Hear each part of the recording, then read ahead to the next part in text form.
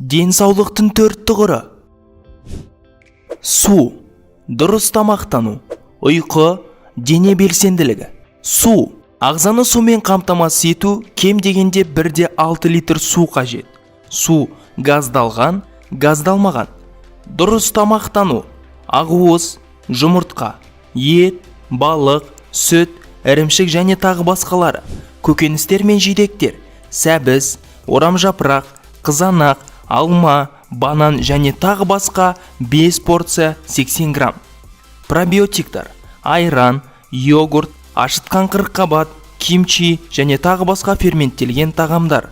Пребиотиктар, сұлы, банан, алма, жармалар, арпа, қоян шөп және тағы басқалары.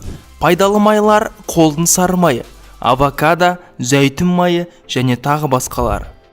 Ұйқы, 7,5-9 сағат ұйықтау. Ескерту, күнде бір уақытта жату керек. Дене белсенділігі, жүру, күнде 30 минут, аптасына 190 минут. Үй шаруашылығымен жұмыс және тағы басқалары. Күштік жаттығу, аптасына 1-2 рет.